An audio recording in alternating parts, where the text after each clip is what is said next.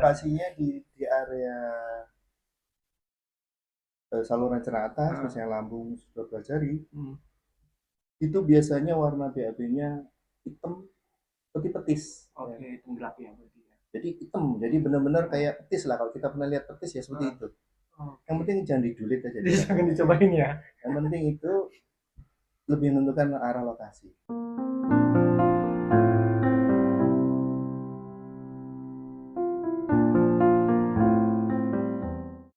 Hello parents, selamat datang di Dr. BMD Podcast, your trusted pediatric surgeon. Tempat di mana kita ngobrol santai seputar kesehatan dan juga tumbuh kembang anak. Di podcast ini, parents, kami akan mengupas tuntas topik-topik yang menarik dan bersama para ahli serta praktisi terpercaya. Jadi, parent pastikan tidak melewatkan tips dan info pentingnya ya, karena kesehatan anak adalah prioritas utama kita. Your trusted pediatric surgeon, Dr. BMD. Dengan senang hati, parents, kami perkenalkan narasumber kita tidak lain tidak bukan Dr. BMD, Dr. Barmadi Satrio, spesialis bedah anak, subspesialis digestif anak. Dr. BMD, selamat datang kembali Ya, dok. Luar biasa, sehat selalu ya dok ya. alhamdulillah. Dok, parents, Dr. BMD ini seorang dokter spesialis bedah anak yang berpengalaman dan memiliki komitmen kuat dalam merawat pasien bayi dan juga anak ya dok. Ini dok, sesi kali ini kita akan ngobrolin hal-hal yang mungkin parents pernah mengalami ataupun juga masih awam ya atau tabu. Ini tentang perdarahan saluran cerna dok atau lower GI tract ya, bleeding bagian bawah berarti lagi ya. Kalau lower berarti bagian bawah. Nah ini itu barang apa dulu dok? Perdarahan saluran cerna bagian bawah itu barang apa sih? Ya, mungkin bagi parents yang belum tahu bisa dijelaskan dulu dok. Ya, jadi kalau di istilah kedokterannya adalah GI bleeding ya, gastrointestinal bleeding atau perdarahan saluran cerna.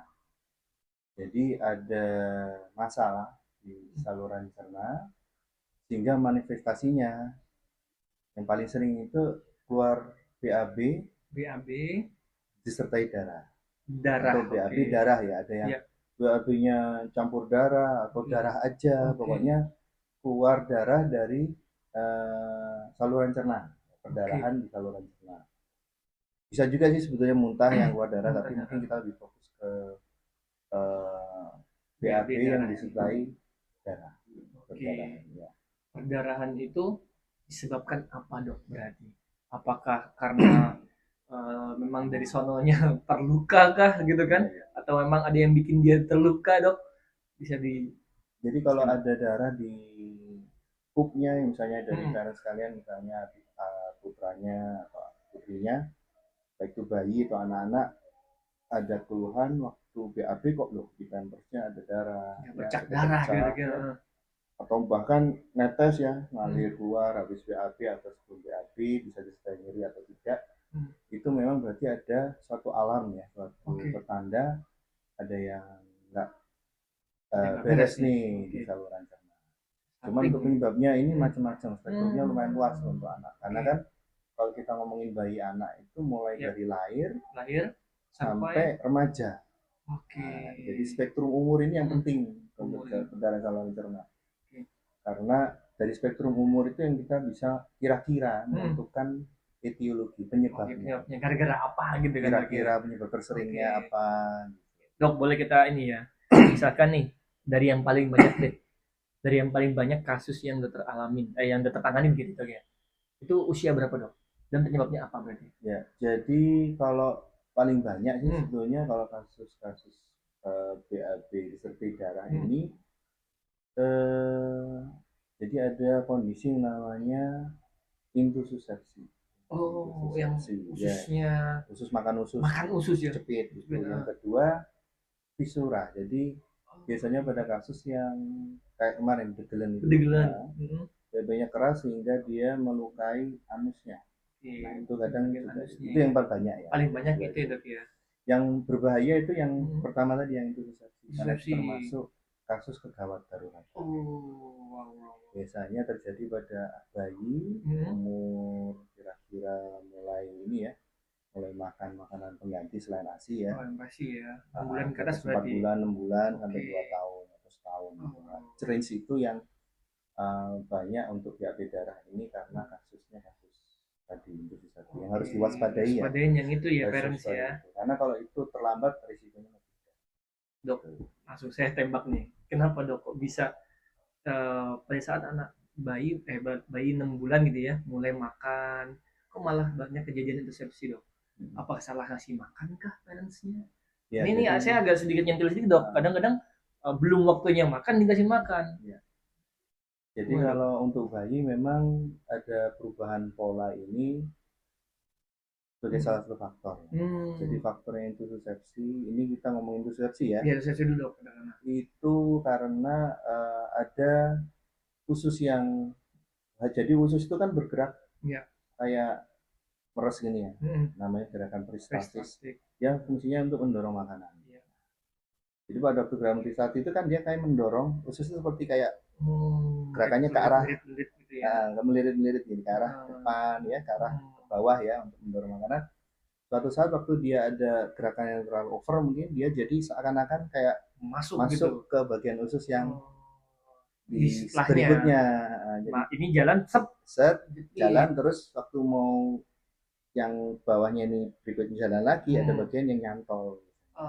Jadi faktornya memang bisa kalau di istilah kedokteran ada idiopathic sama spesifik, non spesifik dan non spesifik, Jadi yang kalau yang spesifik itu berarti ada yang jadi lead point, istilah yang jadi bikin nyantol. Nah, gampangnya itu macam-macam penyakitnya.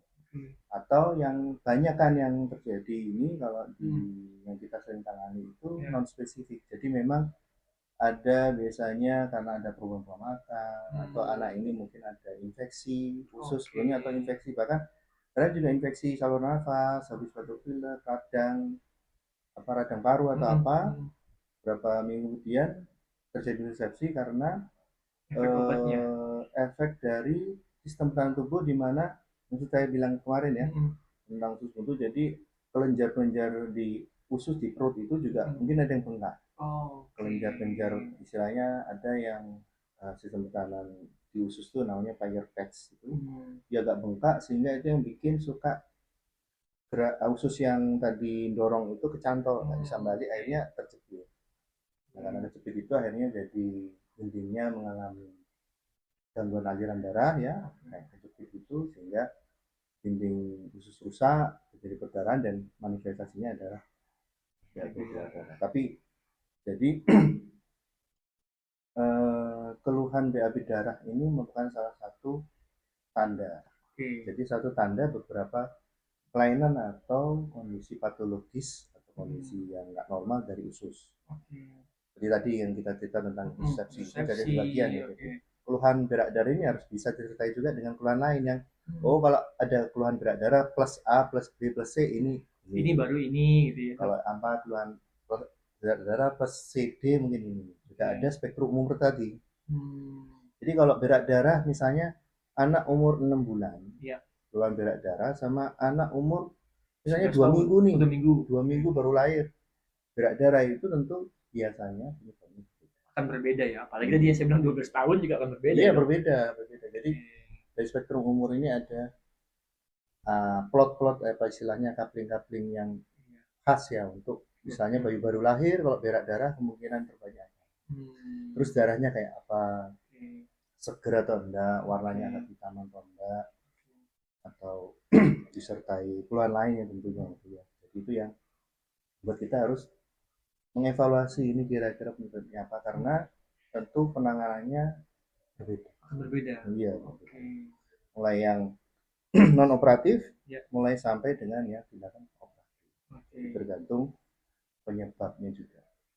Dok, kalau gejala-gejala tadi dok, itu pemeriksaannya katakanlah kalau yang dulu itu kan bisa colok dubur ataupun pemeriksaan foto ronsen segala macam. Nah kalau untuk yang berak darah itu dok bisa langsung kita state ini gitu atau harus ada pemeriksaan tambahan dok?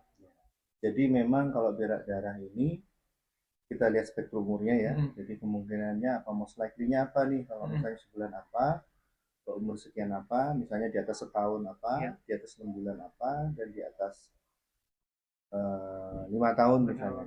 Jadi kita harus cek dulu secara fisik, ya, ada keluhan lain atau tidak, dan kalau perlu ada pemeriksaan invasif, ya, yang kita gunakan suatu alat untuk melihat secara langsung di dalam usus, ya, mulai dari bawah itu kita kalau curiganya itu berdarahnya dari sumbernya di usus besar atau di daerah usus halus yang dekat-dekat usus besar, kita bisa pemeriksaan namanya kolonoskopi. Berarti dari bawah ya dok dimasukin alat gitu ya.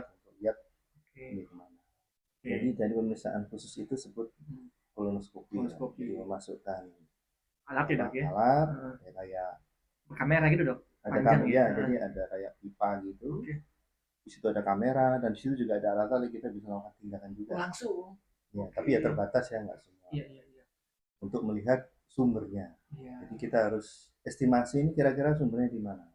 Kalau dari bawah memang bisa dengan kolonoskopi. Tapi kalau ini curiga sumber perdarahannya dari daerah lambung nih, atau usus 12 jari atau di daerah esofagus ya, kerongkongan, tempat makan itu, lewat makan area saluran cerna atas, kita juga bisa lakukan namanya endoskopi. Tapi masuknya dari Terus saya pernah tahu ada yang masukin pil kamera dong. Nah itu bisa semuanya kan dia masuk dari mulut akan keluar dari bawah dok.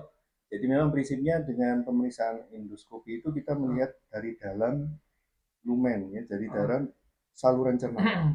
Masukkan alat dalam saluran cerna. Beda sama laparoskopi ya. Kalau yang namanya endoskopi yang di atas itu hanya terbatas memang di esofagus, lambung, paling mentok memang usus 12 jari. Karena memang panjangnya juga ya. Karena usus kita kan panjang tuh. Kalau anak-anak bisa 6 meter ya. Dewasa bisa menjadi 12 meter. Nah, tapi kalau yang dari bawah juga terbatas. Sampai usus besar, mulai anus, usus besar, paling mentok usus halus yang di daerah dekat perbatasan usus besar, ileum terminal. Mentoknya segitu. Jadi kalau ingin pakai alat yang panjang banget kan bisa berapa meter itu ya kan, masukin kayak sulap tuh kan, masukin pedang langsung keluar ya, keluar di pantat lagi pedangnya gitu ya. Nah, ini ada terobosan baru dan teknologi yang canggih ya. Kita sekarang dunia yang serba mikro ya. Jadi ada kamera yang bisa dimasukkan dalam kapsul. Kapsul itu nanti ditelan, sudah ada transmitternya ya. Jadi mengikuti jalan itu ya, selama dia lewat itu semua akan direkam. Kita semua. Direkam sampai dia keluar. Tapi nggak bisa dimainkan dok ya? Iya, nggak bisa. Kok main-main bisa main-main. Ada remote controlnya kan? Enggak ya? Enggak. Cukup dia mentransmit sinyal video. Dia bisa ngelakuin tindakan juga nggak dok? Enggak, itu ya? Memang diagnostik. Diagnostik aja ya. Jadi kalau alat-alat ini memang bisa dua ya, untuk diagnosis sekaligus terapi.